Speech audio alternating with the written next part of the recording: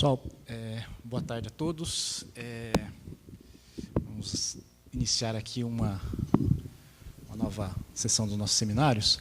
Eu gostaria de rapidamente apresentar o professor Sebastian. Eu sei que muitos aqui estavam na conferência que ele fez ontem, né, mas, enfim, eu vou voltar a repetir. O professor Sebastian é professor da Universidade Técnica de Berlim. Ele tem colaborado com o Instituto de Economia da Unicamp já há alguns anos, né? Nós temos feito... a Universidade Técnica de Berlim coordena uma rede de universidades de países em desenvolvimento, e dentro dessa rede existe uma série de conferências que são realizadas. Uma delas a gente até fez aqui em Campinas, né? E essa conferência tem servido justamente para a colaboração dos professores, não apenas da Universidade Técnica de Berlim, mas de outras universidades com o Instituto de Economia, tá? E o professor Sebastian está aqui, a gente está discutindo, vamos dizer assim, uma continuidade desse projeto para continuar esse intercâmbio que tem rendido bons frutos, né? Então, enfim, sem mais demoras, eu vou passar a palavra para o professor Sebastian. Sebastian, I was just fastly told to our students about the network that we have in the past years, and that we are planning to continue with this partnership in the future. Well, thank you for stay with us again. We are very keen to continue with this partnership that, of course, for our side, it's very important. And for our students, I think that it's very important to know what we were researching in the ATW Berlin. Thank you, and the stage is yours. Okay. Thank you very much, Stelio, for the nice invitation and the nice introduction, and thank you to all of you for coming. Some of you I've met yesterday. You already know me. Thanks for the rest for coming today. I hope I can give you an interesting presentation today. I'm going to talk about financial market regulation. I'm going to talk about what has happened, especially in the developed world, after the subprime crisis of 2008-2009, because after this crisis, the governments of the rich countries have pledged to reform their financial markets, and they have passed a number of reform initiatives. I'll go through them, and I'll try to evaluate them and see in how far they have made the global financial system more stable. What I'm going to do is, first, I'm going to give you a short reminder of what has happened in 2008-2009. For the developed world, this was, well, the biggest crisis we have seen over the past decades, so we are very much concerned about this.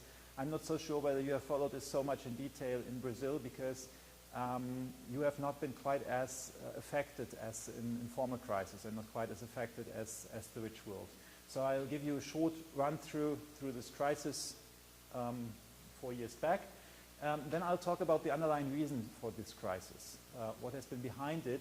I'll talk about macroeconomic causes of the crisis. That means especially questions of wrong incentives in financial markets, practices which have deemed to be unstable.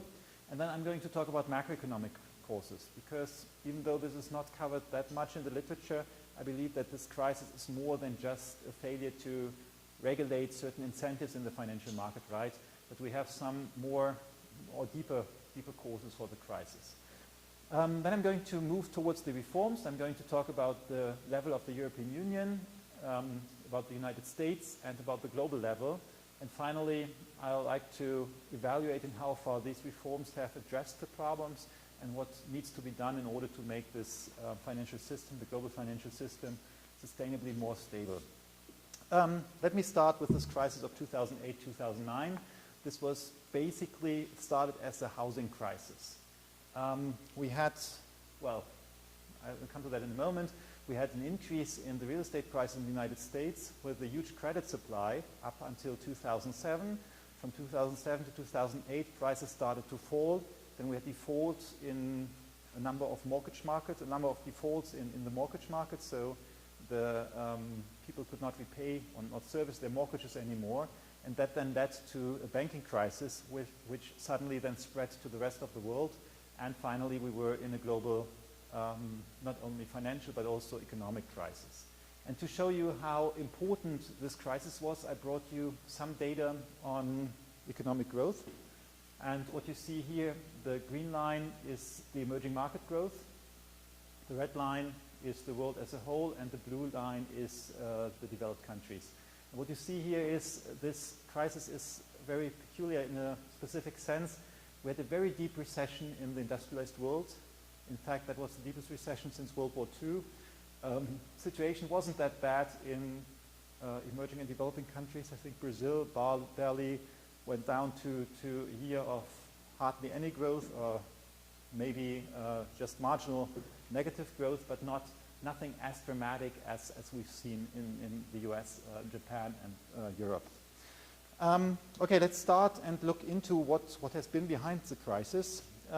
We have to divide that into two periods. First, the run-up to the crisis until the year 2008, maybe, and then the crisis itself. This is the summer of 2008, the winter of 2008, 2009. And in this run-up, it all started with the US house price bubble. US house prices, and I'll show you a graph in a moment, had roughly doubled over a decade, and this had led people to borrow more, had people to led to increase their mortgages, to spend it on consumption, and had led to a growth in the credit exposure of the private sector. This then came at some point to an end. But before that, there was another important element, and this is a boom in a specific sector of mortgage lending, and that was the so-called subprime sector. And subprime means any mortgage to people, or any mortgage which does not fulfill the criteria for a prime mortgage. A prime mortgage was a mortgage which was given to people which has a documented income, a steady job, who had a certain amount of equity which they could put down for the house purchase. And usually in the United States, it was a mortgage which could be completely repaid within 30 years. In the US, you usually have fixed mortgage contracts, or very often fixed mortgage contracts, where you agree upon a fixed interest rate, and then the mortgage is designed in a way that the house is completely paid off after 30 years. The subprime mortgages were different. They missed some of these characteristics, and some of the elements were, sometimes it wasn't that bad, sometimes it was just people didn't have much equity for the house, so they didn't have their own capital, but as long as the monthly mortgage payment was reasonably low and they had a good job, that wasn't a problem.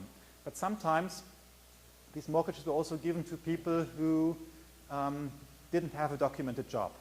Again, this is something which doesn't have to be bad, because if you are self-employed and you have good but irregular income, you would not have a documented job in the traditional sense, but you still might be able to service a mortgage. However, this process here led to a situation where mortgages were given to people who, well, basically didn't have a job, didn't have equity, and couldn't really service their loans. Peculiarly, we had some types of mortgages like the ninja loans, no jobs, no assets, no income. You had some mortgages which were low doc. That means you had to bring very little documentation. And you even had some mortgages which were no doc. That means no documentation. You just had to sign that you were able to service the mortgage. Then they had some mortgages which were called negative amortization loans. These loans were, well, your monthly mortgage payment did not even cover the interest rate. So the result was the amount outstanding was increasing from month to month. This was okay, or at least it didn't cause any problems, as long as the prices of the houses increased. Because, well, if your mortgage increases and the price increases and you cannot repay, then the bank can just take the house, sell it off, and there's not a problem. However, when the prices turned, when the prices stopped increasing, all this turned into a problem. Now you might ask, why do banks hand out such mortgages? And the answer is that there was a financial innovation during that time, the securitization, by which the banks basically originated the mortgages. That means they gave the mortgages to some house buyers, and then they repackaged the mortgages, tranched them in different papers, and sold them to other banks, other investors. And by this way, they didn't sell it only to US investors, but to investors around the world. And so these mortgages were basically well spread around the globe in the financial system of Germany, Switzerland, and other countries which didn't have their own mortgage boom. Okay, this all came together with excessive risk-taking by the banks.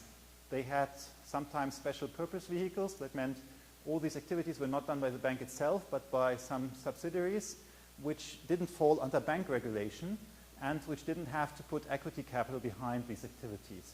Just to give you an example, Deutsche Bank, at one of the biggest global banks and the biggest bank in Germany, has a balance sheet or total assets of 2,000 billion. At some time, they only had 40 billion in equity. That means this is just 2% of the balance sheet is in equity. This, of course, is an extremely high leverage and makes these activities extremely dangerous and risky. And especially if you think Germany has a GDP of 2,600 billion, then such a big bank might cause a problem for Germany as a country, because it's basically too big to be bailed out by the government. Okay, so this is the run-up. This happened before the crisis. And then this price increase at some point came to an end. And the bubble started to burst in 2007. I'll show you a graph on this in a moment. And then the mortgages started to default. Some people couldn't repay their mortgages, couldn't service them anymore. And, well, the default from the mortgages led to a default in some of these papers, which had been spread around the globe, and some of the banks had problems.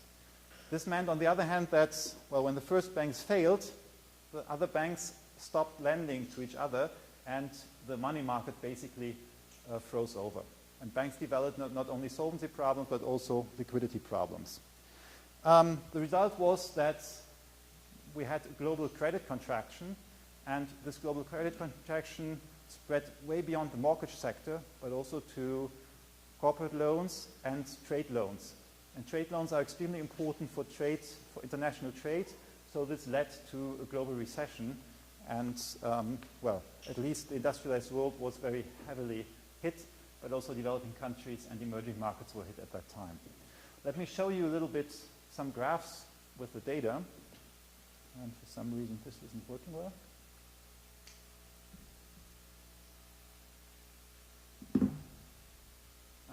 Sorry. So this is the price level for real estate housing in the United States. And you see that from, well, you had not strong price increases in the 1990s, but it started to accelerate in the late 1990s. And you see here that from, well, somewhere around 2000 until 2006, 2007, the prices had almost doubled. They then were flat for a short while, and then they started to decline, and they fell by roughly a third. And since then, they have stabilized a little bit. This graph shows you the amount of subprime organization. That means this is the amount of subprime mortgages which were handed out by the banks and then sold to the rest of the financial system. And you see here that this increased from 150 billion annually to a peak of more than 600 billion before it then fell in the crisis back down. This here shows you the default, the delinquency rate. Delinquency rate means how, well, the share of mortgages where the borrowers have not serviced their loan for 30 days. And you see down here that usually this is the prime fixed rate mortgage, the standard product in the US, and then you have prime adjustable rate mortgages, and you see that usually the default rates are extremely low. You already see here that for the subprime mortgages, the one here is the fixed rate mortgage down here, and then you have the adjustable rate mortgages here. Even though, well, here you had a much higher default rate than for the prime mortgages, this was still, well, somehow in line, and this was basically figured into the interest rate that the banks charged on it. But what happened after 2006, 2007 was that when the prices didn't increase anymore and the economy slowed down, that especially the adjustable rate mortgages, they saw a huge increase in delinquency rates. So even here in 2009, at the height of the crisis, you had 40% of the people having these kind of mortgages who were not able to make the monthly payment. This had to do also with the fact that some of these adjustable rate mortgages had very strange conditions. They had so-called teaser rates, so you paid 1% interest rate for the first year or so, or first 2 years, and after that it jumped to 7 or 8%. And this is something which many households could not bear anymore, so this went up. But you see that also the fixed rate mortgages went up, and then as a consequence, when the economy turned worse, people got unemployed, also the default rates, the delinquency rates on the prime mortgages went up. This was quite important in both directions for the US economy. This is an estimation from Goldman Sachs showing how much the real estate sector contributed to economic growth. And there are basically three channels in which the real estate sector influences growth. The first is construction. If prices go up in a country like the United States, more houses are constructed. This is what you see in this black line here. Yeah, so in the run-up to the crisis, construction contributed quite a bit to growth in the United States. And of course, when the bubble burst, well, it contributed a lot to the downturn and dampened economic growth. Then you have two other things here. One is the wealth effect. This means if house prices go up, people feel wealthier and they consume more because of that. This is the dark gray here. And then you have this light gray, which is a specific US-American feature. In the US, I don't know whether it's also possible in Brazil, if the house price goes up and you can increase your mortgage.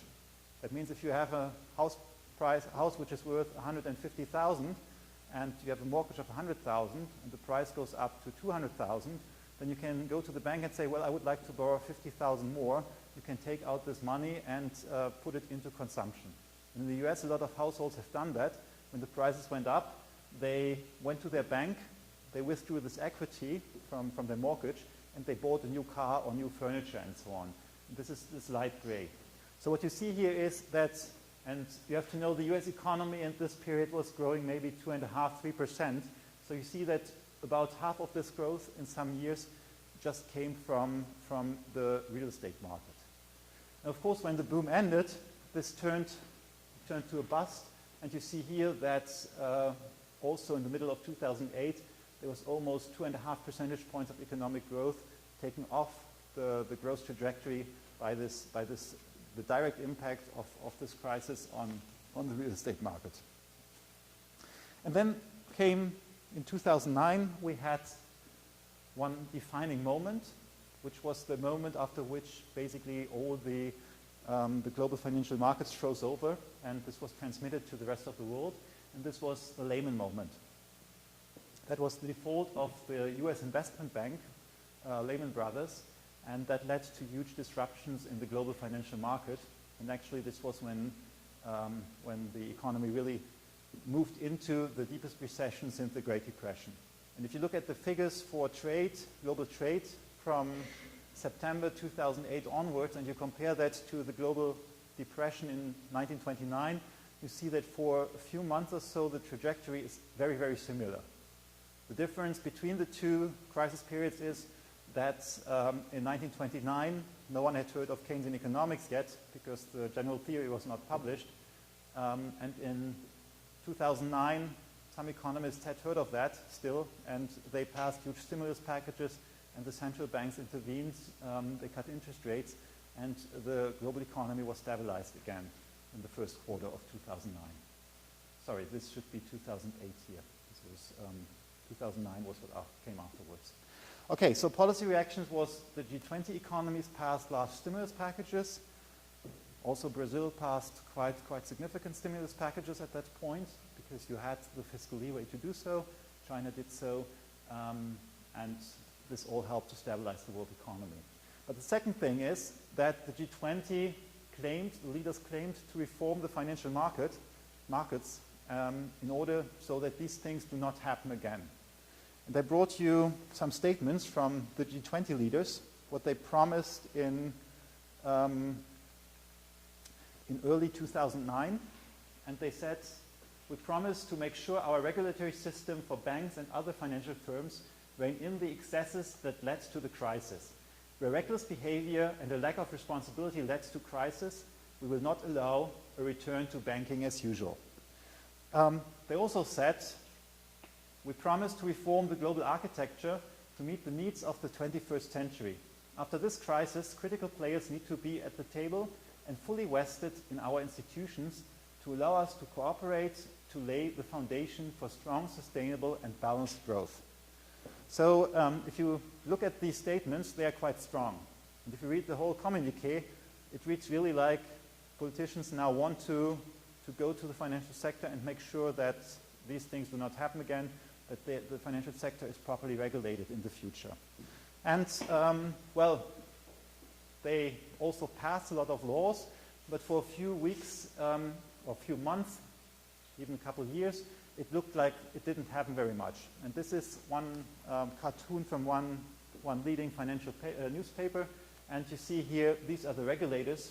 And they basically get themselves, they pull on the regulations. They really want to rein in the banks back here. But all they do is fight among themselves and get entangled themselves in regulation.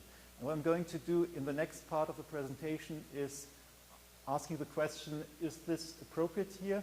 Or have they really been able to also get the banks and the financial sector to work more safely and better in the future? Okay, in order to answer this question, we first have to look into the underlying reasons for the crisis. And there's a lot of literature by now. I've summarized some of the things which you find mostly in the literature, some of the reasons. There's not that much difference between the authors who are concerned about the microeconomic issues. There's a little difference in where they put the emphasis, but overall there's a clear list of things which went wrong, and I don't think they are very disputable. But let's go through them first. So the microeconomic reasons here. The first is, everyone says there has been an insufficient regulation of the banking system. Sorry, there's a typing mistake. Especially we have seen this development of shadow banks. Shadow banks are institutions which do an activity which is usually done by banks, but which do not fall under banking regulation. So for example, a hedge fund might be seen as a shadow bank because they take in deposits from investors, they invest that, but because they are not insured under the deposit insurance schemes and they don't take in retail deposits from small savers, they are usually not very much regulated. Investment banks are another element of the shadow banks. Prior to the crisis, they were not really regulated in the United States because as they didn't take in deposits, they didn't count as proper banks. So and this is quite, I mean, everyone agrees that if these institutions borrow from other banks, they might create systemic problems and therefore they should be regulated.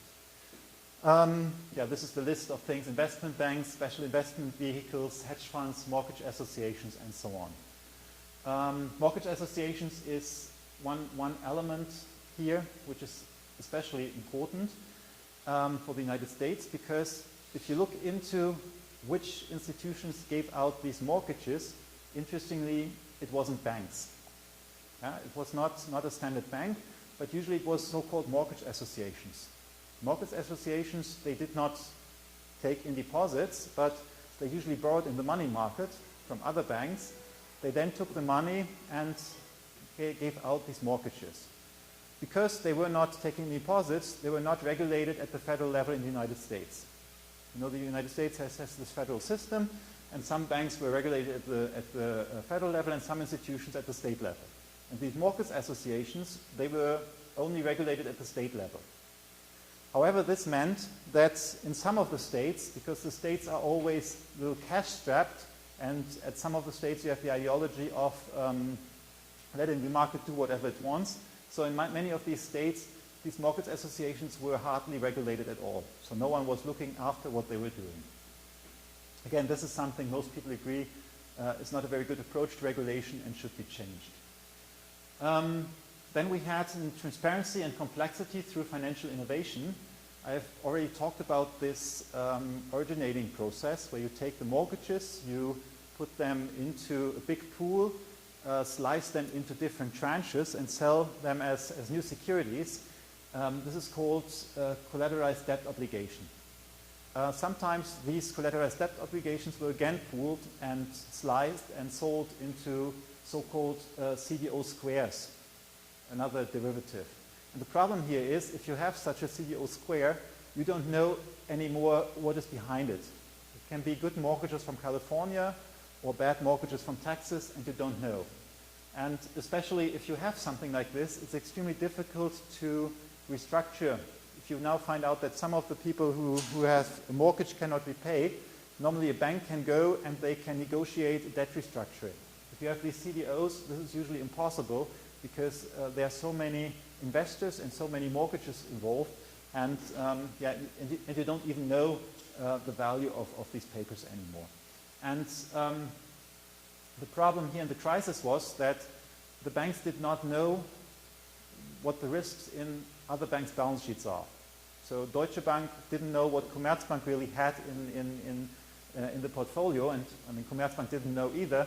But so Deutsche Bank just started not to lend to Commerzbank anymore. And this has all to do with this complexity of financial innovation. Again, this is something most people would agree with, that this is not a very constructive approach to the financial sector. Then we have moral hazard through this financial innovation. The point here is if you have this kind of originate and distribute system, and you hand out the mortgage and then you sell off these papers, that means the losses have not to be borne by yourself. So if someone defaults on the mortgage, it's not you who has, or not the bank who has given out the mortgage who takes the loss, but the investor who has bought this securitized paper. Again, if you know as a bank that you can just sell off the mortgages like that, you don't take proper care whether the person borrowing the money actually can repay or not. And this is a moral hazard problem which nowadays is well understood and which also regulators have tried to address. So the problem here is that the mortgages were given out and put into CDOs, and the banks did not have to keep any of the risk in their balance sheet, and sometimes they didn't. Okay, so these are the microeconomic causes of the crisis. As I said, they are well known, they are well reported in a number of papers. However, I believe that there are some macroeconomic causes of the crisis, and they are not that widely reported or looked at.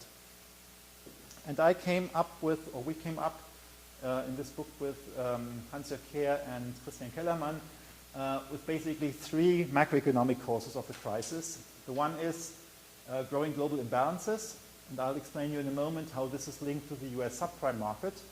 The second is bubbles in asset markets. This is not anything new, but the mainstream models which have been used to evaluate macroeconomic policies over the past decades or so usually don't include bubbles. You don't have something like irrational bubbles in there. And linked to these bubbles is irrational exuberance in the markets. That means that, well, when you have a boom going on, that people usually just believe this boom is going to continue, and they lose at some point track of underlying factors. Okay, let me start with the global imbalances. What you see here are the current account balances of some large economies in billion US dollars prior to the crisis, until 2007, because that was when the first stress showed in the US subprime market. And what you see is that, well, for most of the 1980s and 1990s, these balances were not very large. But from somewhere the late 1990s onwards, you see a change. Down here you see the current account deficit of the United States, and it widened to almost $800 billion in 2006. And what you see, on the other hand, is a number of countries which have been reporting or recording growing current account surpluses. The red line here is Germany. So Germany peaked at a little bit over 200 billion in 2007. Then you have Japan, also 200 billion surplus. You have China, which is this line here. And then you have here, this takes together emerging and developing economies. So what you see here is that these emerging markets and developing countries, they used to be always in deficit, but this changed in around 2000, and they have been running prior to the crisis huge surpluses. And this is not only China, but this was a time where also a number of Latin American countries were running surpluses, and the oil producers and some other Asian countries. So first let's look at the causes for this. Why were these countries doing this? And then let's look why these imbalances have a link to the US subprime market. So why did these countries do it? There are three cases. It's not all the same reason. The first case is that if you were a non-commodity exporter into an emerging market, developing country, this was part of an undervaluation strategy. China had found out that it seems to be a quite successful, or can be a quite successful growth strategy if you try to keep an undervalued currency, try to limit capital imports, and, well, export your way into development. So try to grow your manufacturing sector by growing exports to the rich world. The second reason is the oil exporters. In the years prior to the crisis, the oil price had gone up, and they were suddenly had a lot of cash. And in these cases, well, they knew that the oil price had been lower before. They had seen in 1998 that it can fall again. So what they did is they wanted to put some of the money aside, and they didn't want to, they tried to limit their own appreciation and the absorption in the local economy. The third reason was Germany. And Germany and Japan, they are peculiar cases. Germany also was running at that time an undervaluation strategy. And you still see this. We talked yesterday a little bit about the imbalances in the euro area. Germany had pegged the exchange rate to the rest of Europe, to the Eurozone. And after that, they had very, very low wage increases. And also this was, I mean, the question is whether it was a deliberate strategy or just an outcome of the policies. But they were also seeing growing exports and trying to bring down their unemployment by exporting more and more to the rest of the world. And last year, Germany had a larger current account surplus than China, with a little bit more than 200 billion US dollars. Japan, at the same time, they had problems in their own banking sector, also very weak domestic demand, and were also trying, by undervaluation, to get the economy growing. So we had all these groups all trying to run current account surpluses, and this, well, created the problems. Now you can say, well, this group here is low and middle income countries, and this group down here is the high income countries. And now you can ask, because this goes completely against what the textbook would be telling you for poor countries what they should do. Usually neoclassical textbooks say you should import capital. That means you should run current account deficits, and then you can grow with this imported capital. But obviously, these countries were doing something else. So there is a short question whether this is sensible. And my reading of the history is that these countries did so because they had seen before how dangerous it is to rely on capital imports. And because the Asian countries, or some of the Asian countries in the Asian crisis, had experienced the crisis of 1997, they had found out that if you rely on foreign capital, this foreign capital can easily flow out again. And, well, this was basically the lessons that the countries tried to have permanent current account surpluses in order to shelter against these impacts. I'll skip the next slide. Okay, so how is this linked to the housing boom and bust in the United States? And the mechanism, which we also describe in this book, Decent Capitalism, is that the problem, if everyone wants to run a current account surplus, is a problem of composition. It's not possible that everyone does it, and if a lot of large countries do so, you have a lack of aggregate demand on the world market. So if Germany did an undervaluation strategy, consumption did not grow, that means there is a lack of global demand, global aggregate demand. So this, of course, puts the United States policymakers in a dilemma. They now could basically, there globally isn't enough demand, and unemployment, well, this would mean that unemployment goes up everywhere, also in the US. Now you have a US central bank, which has the dual mandate. They have to look after price stability and high employment. So what can they do? They have two choices. Either they accept unemployment to go up, or they run a very loose monetary policy. And what the US policymakers decided was that they accepted domestic credit expansion. This wasn't only the Fed, but it was also the Treasury, which accepted this boom in financial innovations, which helped the boom in the subprime market.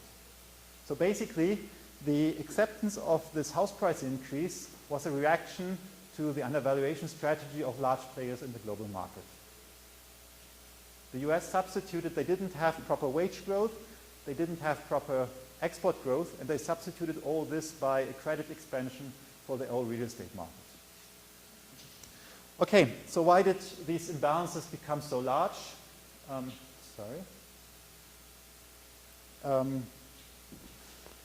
Well, this was mainly because of China, and now let's look at, I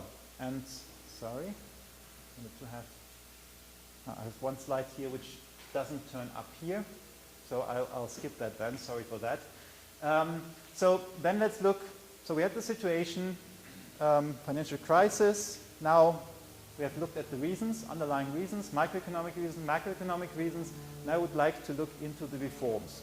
And actually, if you look into what has happened, you can say that a lot has been done, both in the US and in Europe. And I'd first like to present you what has been done in the United States. And most of these reforms have been put together in the Dodd-Frank Act, which has been passed in 2010. This is a very big piece of legislation. It itself has 850 pages. It's very thick book. But this isn't all.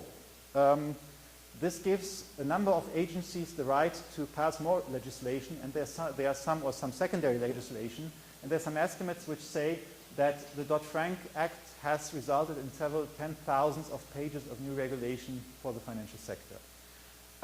This includes a complete overhaul of the US supervisory agencies. Some of the agencies have been closed, some other agencies have been created.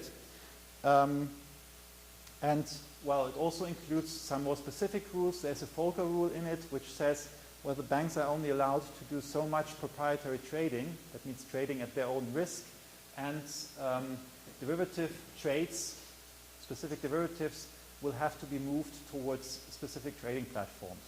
Because prior to the crisis, there was often a problem that, for example, for credit default swaps, you didn't know which bank had an exposure to which other bank.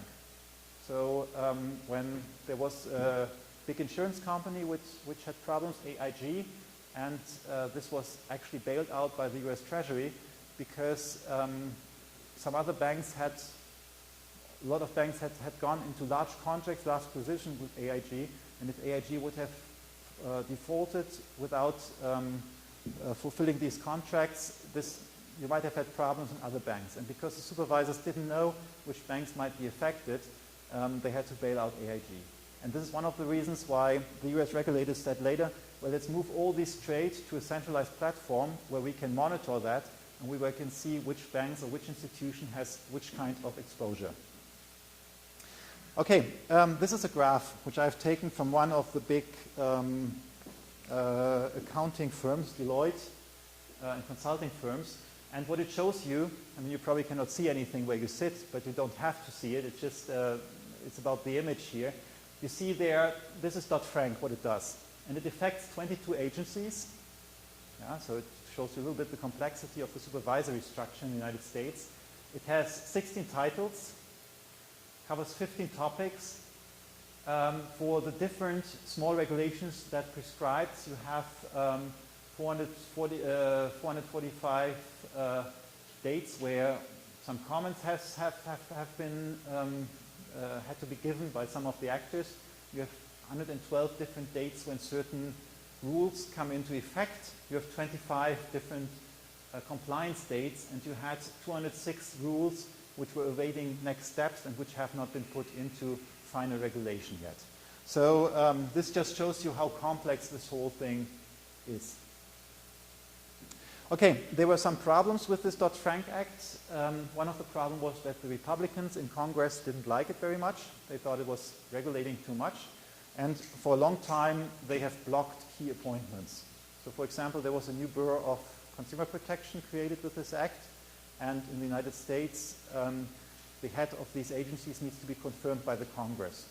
And so the Republicans just blocked the confirmation of the head of this office, so this office basically could not start working. However, by now, the most important positions are filled, 3 years after the passage of this law, and you can say that, well, by and large, regulation has been tightened significantly.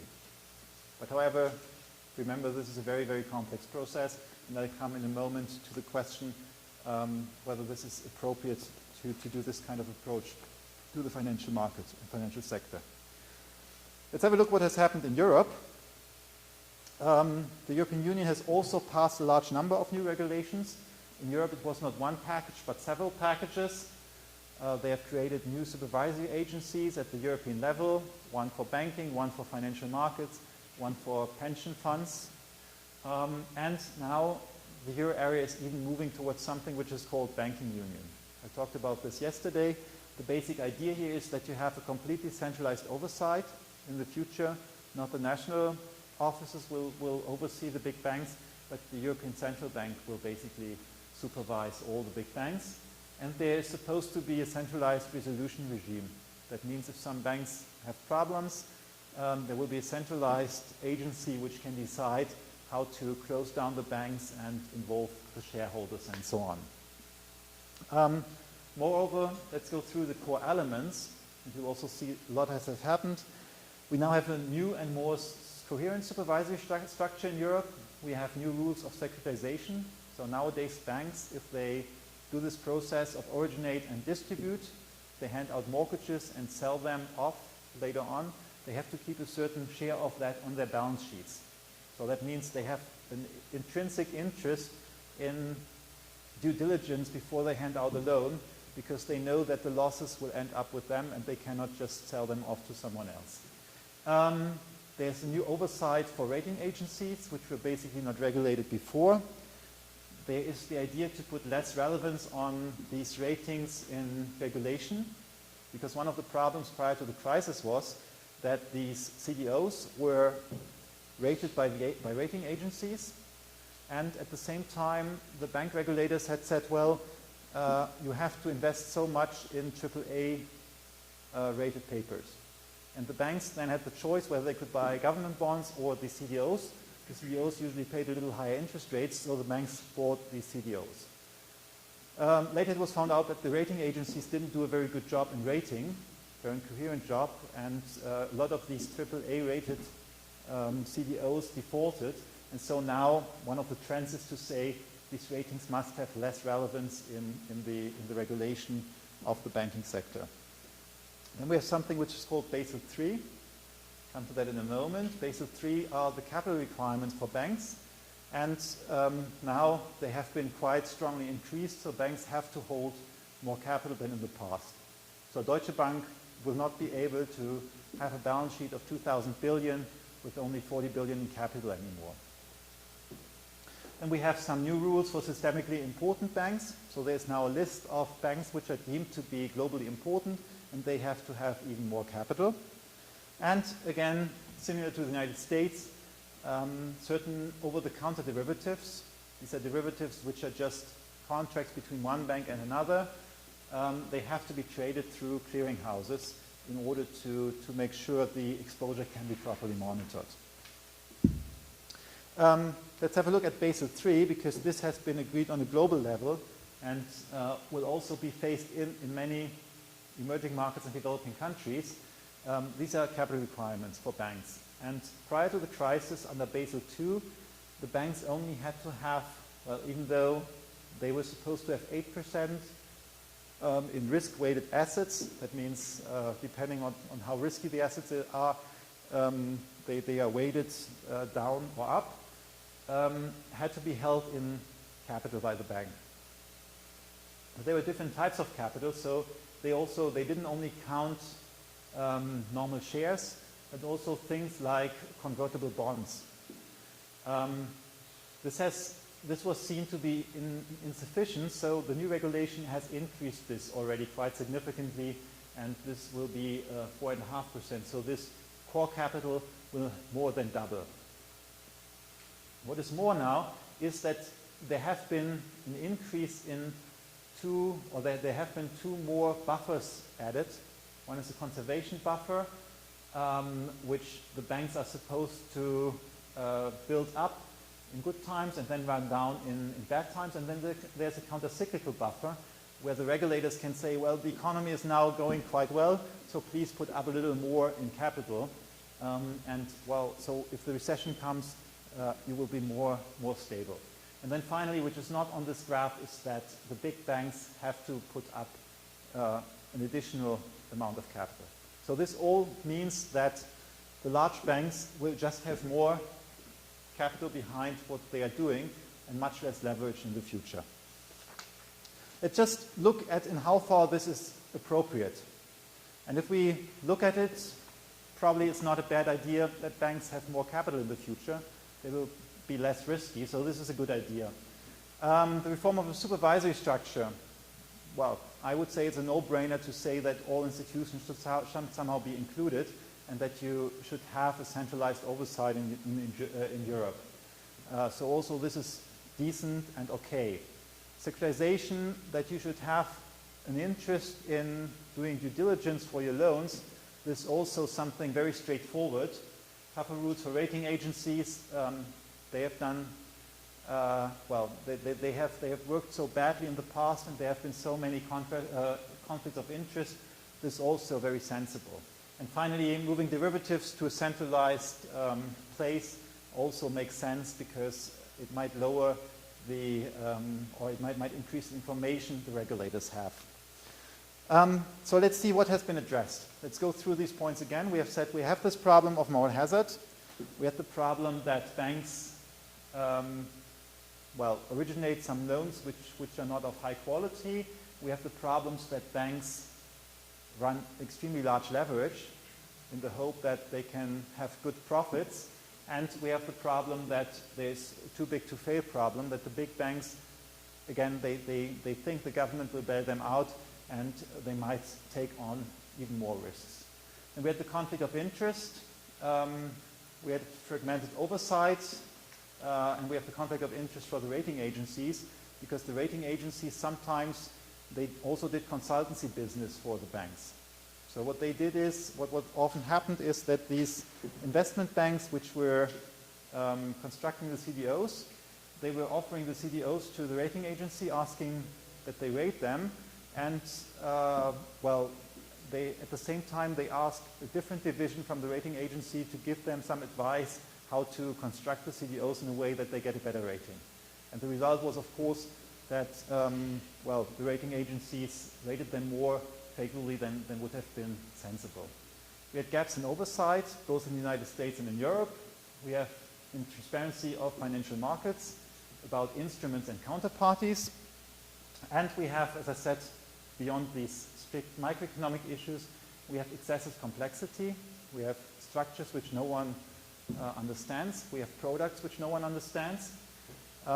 We have global imbalances. I talked about that. And we have a irrationality of financial markets which tends to bubbles and to irrational exuberance.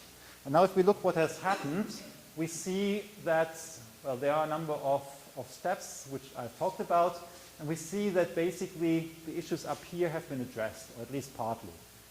Basel III is trying to increase the capital which banks have to put behind their activities, so it brings down bank leverage.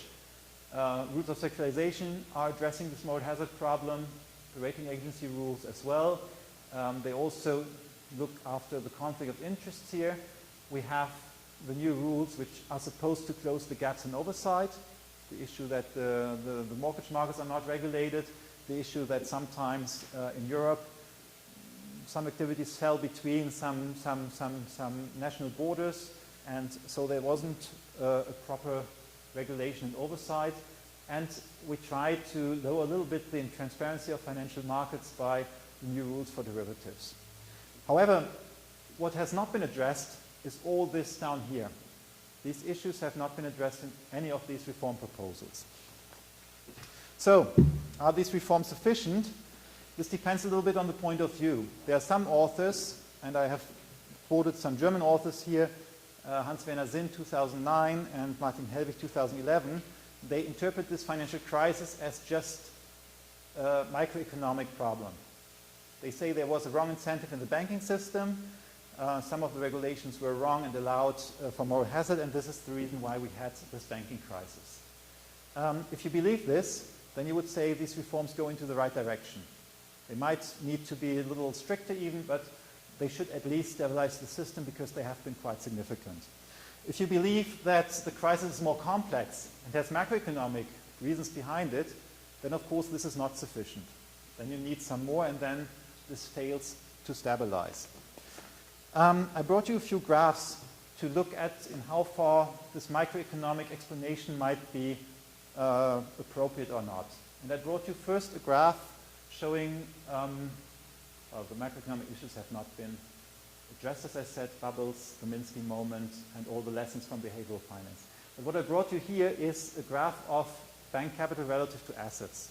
Those who believe that this is all a microeconomic problem, they always say banks should have more capital, and then the system will be much more stable.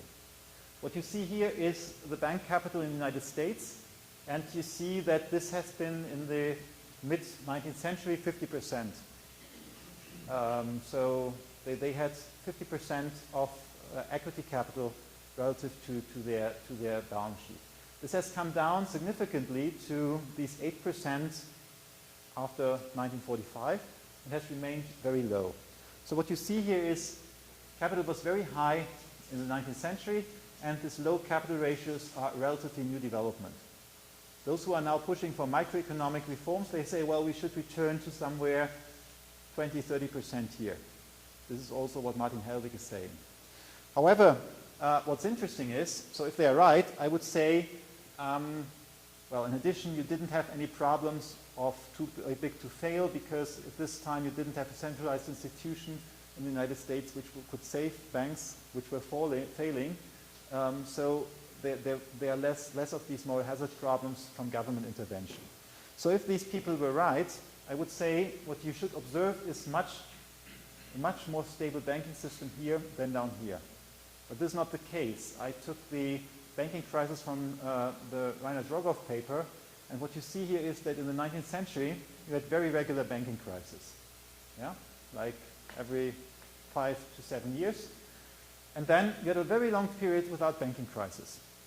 Interestingly, during a time where you had very, very low capital ratios in the banking system. And then we had 1984 and 2007, the last banking crisis in the past 50 years. So interestingly, the longest time of stability was a time of very low capital ratios. If you look at the international stage, you see something similar. This is the proportion of countries which have a banking crisis in each given year, and this is GDP weighted or world income weighted. And what you see again is banking crises seem to be quite common in the first half of the 20th century, and then you had 1945, 1950 here, and a very long time without banking crisis. And then from the late 1970s onwards, again, this increased, and we are here. This is then the Great Recession. I think this only goes to 2008, so probably if you include now 2009, 10, this would further go up. So the question is now, what really is different? What has been different in this period from this period afterwards? And our answer is, well, it's about macroeconomic stability. In this time of stability from 1945 and 1975, you had fixed exchange rates, you had a macroeconomic framework in which final demand in the industrialized world grew because wages were growing not too fast, not inflationary, but steadily, and you had limited capital mobility. Finally, you had financial repression. That meant you only had very limited number of products which were traded in financial markets, and you had floors and ceilings on prices and interest rates and quantities. So what does this mean? You had very limited complexity during that time. Interestingly, this also fits to some microeconomic literature. There's some literature which is saying that, this is a book by Barth and others, and they have gone through, well, I don't know, 100 countries, have looked into what kind of regulations they have and have tried to find out what kind of regulations make a more stable and a less stable banking system. And they found out that higher capital requirements usually do not significantly stabilize the financial system. Also, if you have supervision agencies which just can do whatever they want, this also does not make the financial system more stable, but the transparency and monitoring by the private sector stabilize the banking system. So, what are the problems of the modern banking system? I think one of the problems is that you have a complexity that has moved beyond what an average human being can comprehend. And this means, first, of course, you cannot monitor this by the supervisory agency. The supervisors do not understand the structure, but also the other market participants cannot understand what's going on. Okay, and finally, the banks are very strongly interlinked with each other. That means the problem from one bank easily spreads to the others. How does this link to the reforms? And I'm coming to my end now. The reforms have some blind spots, which I think are pretty central to understand the crisis and to prevent a new crisis. And they are first, the macroeconomic balances. They have not been addressed. Second, complexity has not been addressed. Complexity is growing. If you think of my graph of the Dodd-Frank Act, you have these 100 lines which are just very, very complex regulation, which do not make the financial system more transparent. And Basel III is also extremely complex in its rules. New supervisory structures are complex and difficult to comprehend, so all this does not address the problem. And finally, the danger of contagion between non-banks and banks has not really been capped because commercial banks can still give loans to hedge funds and to other investment funds. And again, this creates a danger of a new crisis in the future. Okay, so the traditional narrative is that you have insufficient oversight, regulation of financial markets. This has led to the US house prime boom and the crisis, and finally to the global financial and economic crisis here. This is also linked to the euro crisis. In Europe, this traditional view says, well, you have had irresponsible politicians. They have just run too large budget deficits, and finally you have the euro crisis.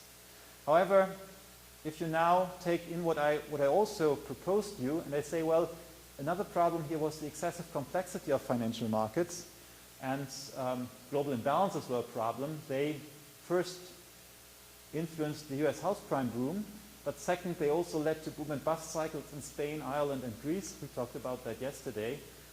All this led to expensive bank rescue packages and stimulus programs, and all this has also contributed to the euro crisis. Then the picture is slightly different. Because in the traditional view, if you now take away these two things, the insufficient oversight and regulation and the irresponsible politicians, you would have hoped to get remove the reasons for the crisis. However, if you believe in a more complex picture, you see that the origins and the reasons for the crisis are still there. We still have the global imbalances, we still have the excessive complexity, so we still will have crisis in the future. Okay, so to come to my conclusions, financial market reforms have addressed a large number of microeconomic incentive problems, but I think they have neglected all the macroeconomic issues, and therefore we cannot expect that these reforms really have sustainably stabilized the financial system. And so finally I brought you one more cartoon. What you see here is a nuclear bomb which is ticking. This is the 600 trillion derivatives market. There's a band-aid put on this. Here this is Congress, which is walking away, and they said, well, and they said we couldn't overhaul the financial system. And obviously I think there might be some truth in here, because they believe they have done something, but maybe it's not enough, and it won't stabilize the system. Thank you very much.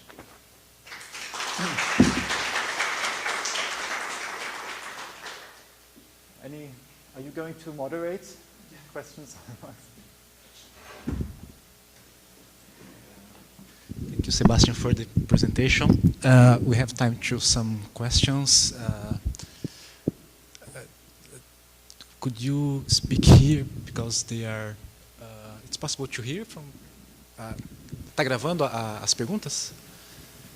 Eu vou pedir para vocês fazerem a pergunta no microfone, só por conta da gravação. Can I give you? My question is about when you talked about the macroeconomic causes for the global imbalance, specifically about Germany. We heard this before, that Germany was able to keep the costs down, basically the wage costs. And my question is how was that possible? We had this situation in Brazil in the miracle, but we did not have a democratic government, we have no free unions and so on. So I'm curious about how Germany was able to do it. Okay. I'll turn this off and let this here because I have... Sebastian, maybe we could collect okay, one let's more. collect, then I Yeah? take some notes. Okay. And, yeah. Alguém mais tem alguma questão para colocar? Paulo?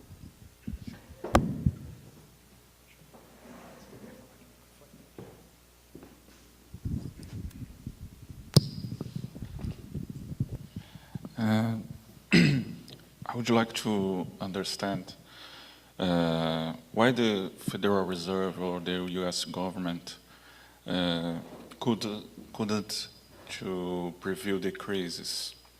I said this because you saw a lot of crises. For example, in 1984 and 1975. So. And the problems about the regulation, Basel III is enough, or the problem is a political problem, or the problem is an economic problem?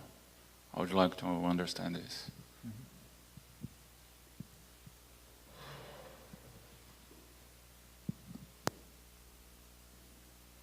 Answer? Or shall we collect? Okay, after that we have another round. So the first question, how did we manage to do this wage restraint in Germany? Germany has, European countries have very different wage bargaining systems. In Germany we have unions which traditionally, you bargain for a whole sector, and the time where we had wage increases of maybe 1.5% with inflation of 2%. So where you had falling real wages in Germany. And I thought at that point, well, if you have unions like that, you don't need employers in the negotiation. They can negotiate themselves and, no one will get hurt. But I think these are the reasons which can explain why the wages increase very, very slowly. And a lot of these things are changing now because unemployment has come down so much, and we have demographic changes in Germany that you have certain sectors where there's lack of workforce, and so slowly, but the wages are now increasing a little more again. So we now have real wage increases again. But for a long time we didn't. Second question, why could the Fed not see the crisis? Some people in the Fed did. There were even some Fed governors who warned against it. I now forgot the name. There's one who died of cancer, and I now cannot think of his name. He even wrote a book on that shortly before he died. But there was a big debate, and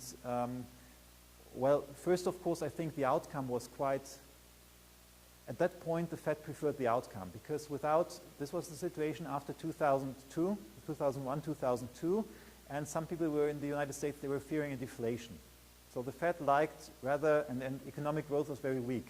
Corporate investment was very weak. So the Fed preferred the economy being driven by housing investment than the economy, not growing at all. Yeah?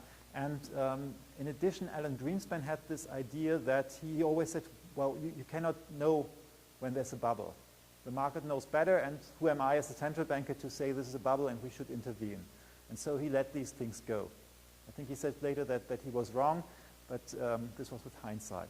But I think there were plenty of indicators for the Fed, and there were a lot of people who were warning against this house price boom. But then there's a good book by Robert Shiller about this, he calls it social contagion.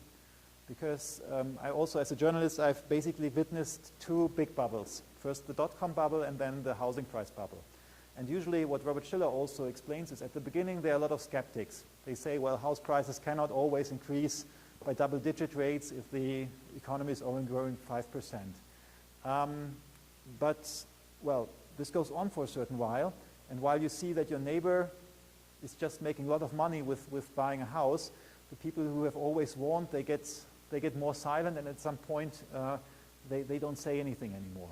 And if you look how the financial sector industry works, this is, I think, there is a similar logic, because the fund managers, they are usually evaluated against their peers. It's looked at whether they perform better than their peers, or at least as good as the peers. And if you are a skeptic in the house price market, and you were a skeptic in 2001, and the prices went up and you didn't invest in that, you underperformed. Yeah? They might have let you in the job for 1 year, but if you underperformed 2-3 years, they will have replaced you. And they probably replaced you by someone who was doing better, namely because he rode this house price market. So at the end of such a boom, you have people who believe in this boom and who then get burned.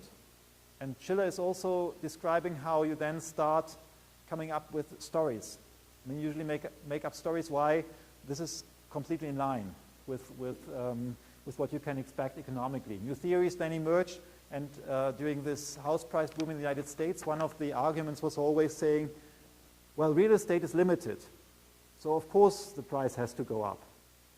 Yeah, this sounds logical, but if you really think about it, it's not, because houses can be constructed just like any other manufactured goods. You need a little wood, concrete, and so on.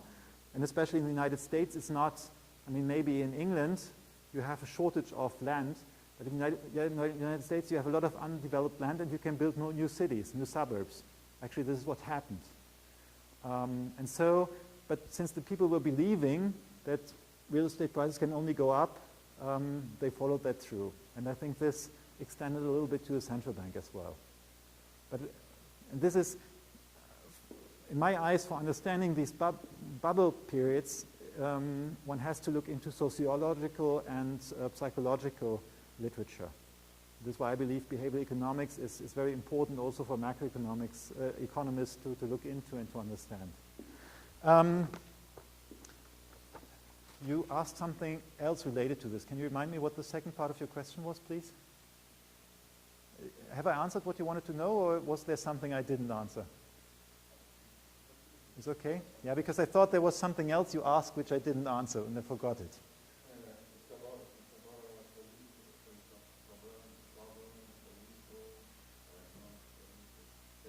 Yeah, okay.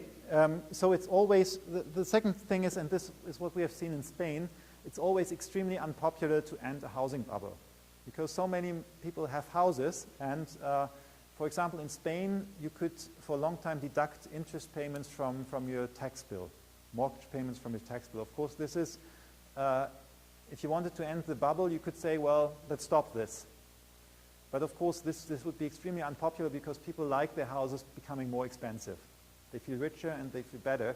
So there's a political economy argument why house price bubbles are very seldom stopped early on. Yeah?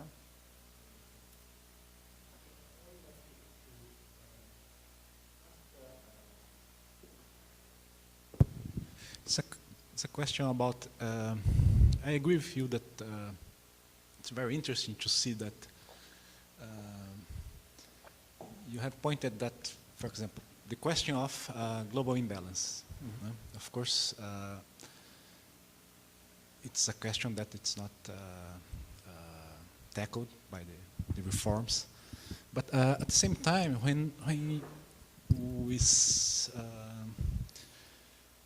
the question of the global imbalance, when you put that graph showing the trade deficit of United States and the surplus of China and German and Japan, especially the relationship between the China surplus and the US deficit is related with the strong transfer of industrial activities from the United States to China, not just to China, but all the Asian developing countries.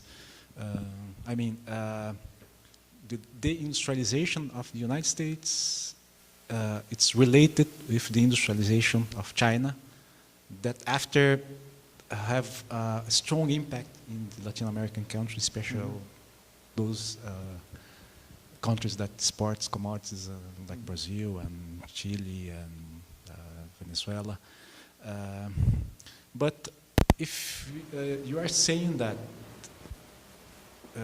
one of the cause of the crisis is this global imbalance, to see a solution or to see a new possibility of a more balanced economy,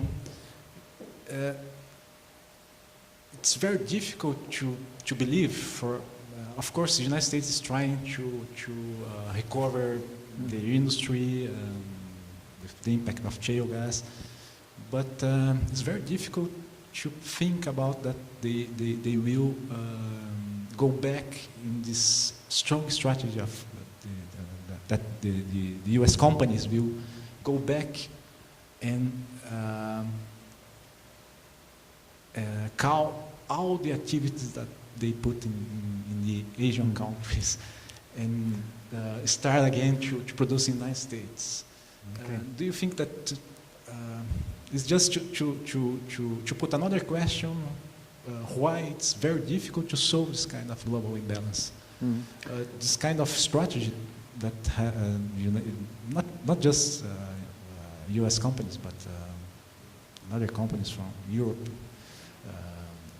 have implemented in the last 20 years. This is very strong, and I don't know if it's possible to reverse this kind of situation.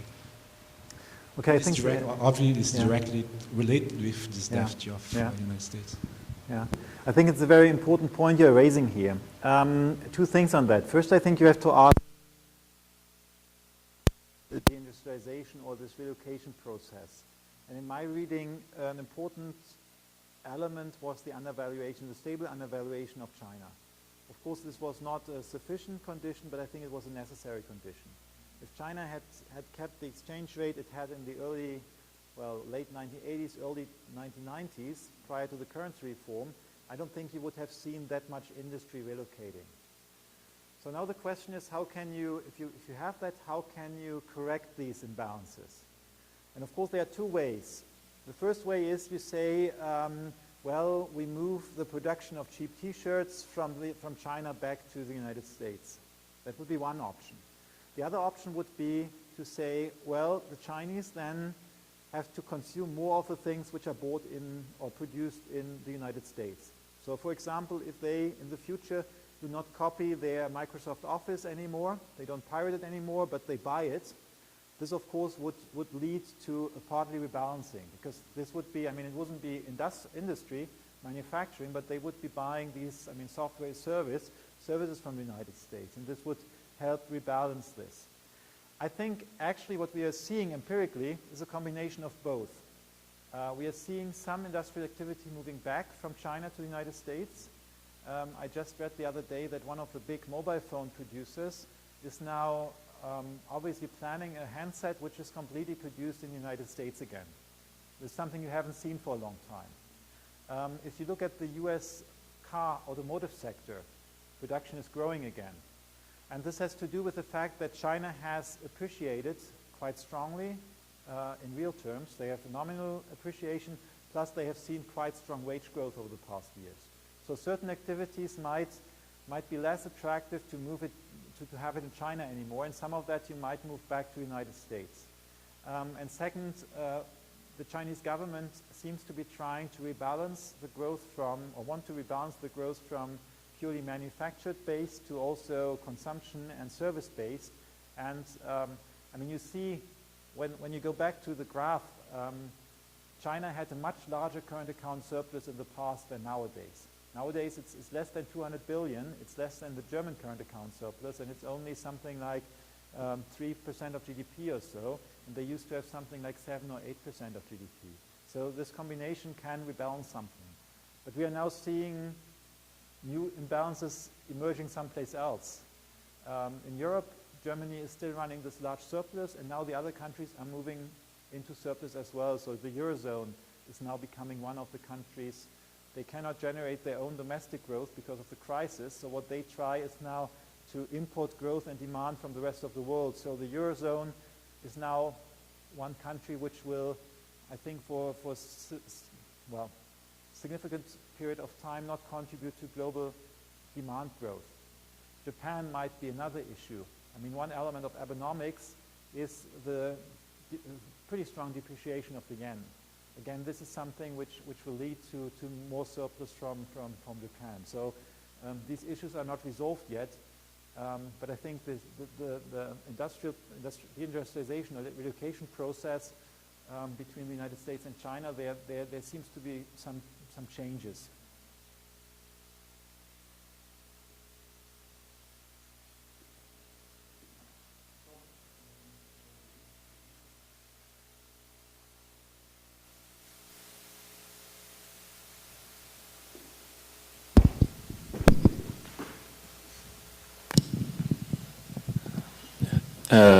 Professor, I would like to know if you can speak more about the connections between the subprime crisis and the euro crisis, and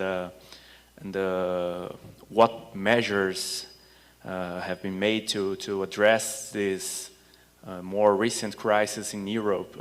If you can give us a little explanation about the euro crisis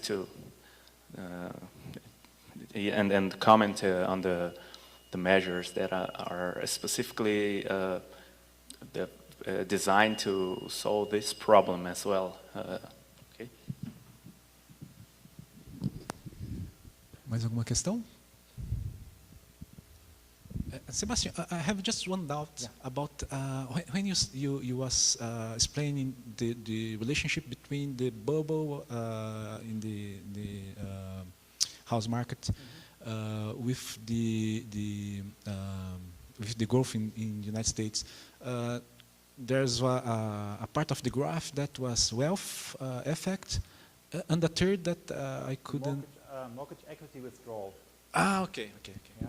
I can, if you want, I say a word on this. Yeah. Shall I answer your question first, because it's a shorter question than the other one? The graph here, maybe we can take it once more.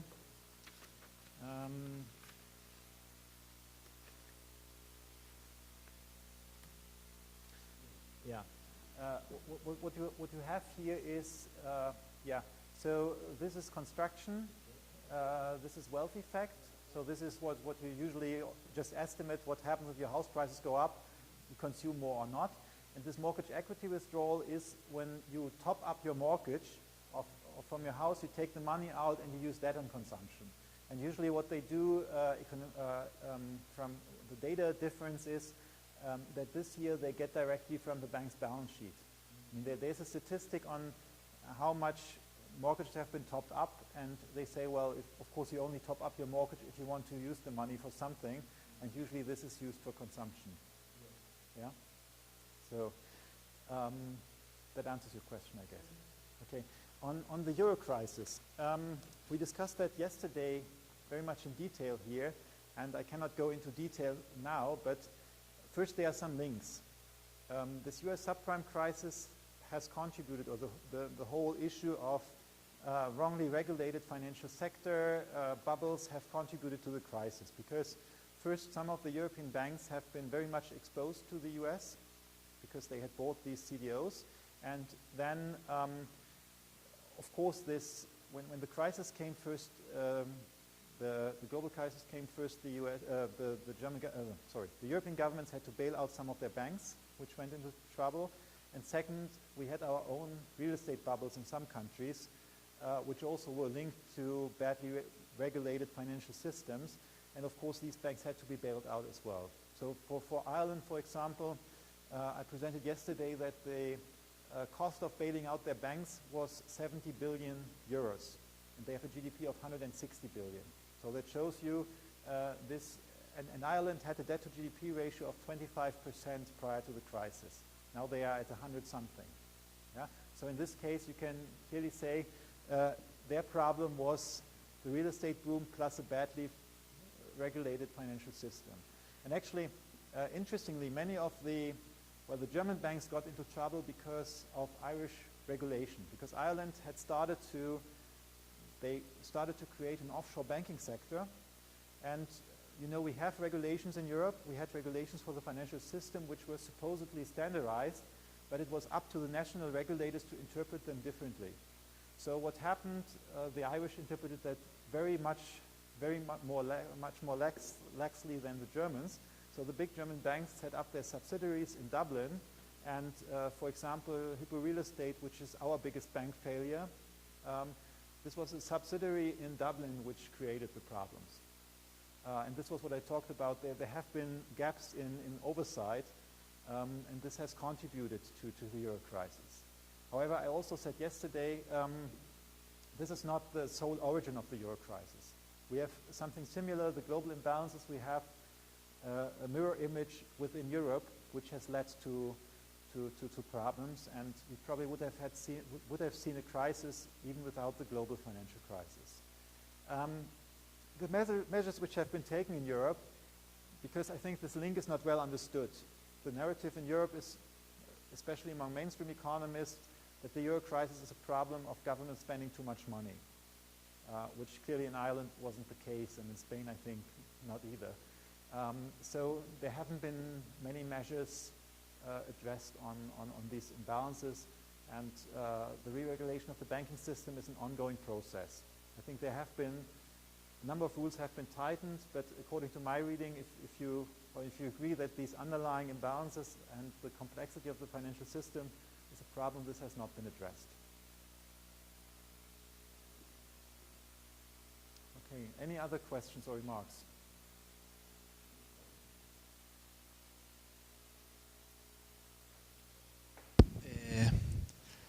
Se ninguém tem mais questões, I would like to thank you again, Sebastian, for your presentation. Queria apenas deixar um recado. Semana que vem, né, nessa mesma série de seminários, na próxima quarta, ainda não foi divulgado pela internet, mas deve estar seguindo hoje, nós vamos ter a apresentação do professor Roberto Frankel e do professor Gerdinsky, tá? Nessa série de seminários, na quarta-feira. Tá? Na sexta-feira, a gente não conseguiu colocar na mesma data, mas na sexta-feira vai ser a apresentação do professor Giovanni Dozzi. Tá? Período da tarde também, 2h30 também. Tá? Então, já estou divulgando, vocês vão receber pelo e-mail, tá certo? E o da quarta-feira, fazendo parte dessa série de seminários da pós-graduação. Tá? E da sexta-feira, obviamente, que também faz parte da série, mas a presença dos alunos que estão matriculados em seminários não é obrigatória. Tá? Mas, de qualquer maneira, enfim, acho que a presença do professor Dozzi aqui vai ser bastante interessante. Bom, obrigado a todos aí pela presença. Tá? E, enfim, quem depois quiser o contato do professor Sebastian, né, pode entrar em contato comigo. Tá? Enfim, como eu falei, o Sebastian está sempre disponível aí para trocar informações, enfim, e para trocar contatos aí com a gente, tá bom? Obrigado, gente. Pedir uma salva de palmas de novo. Thank you again for the invitation, and thank you for coming here. Have a nice afternoon. Bye.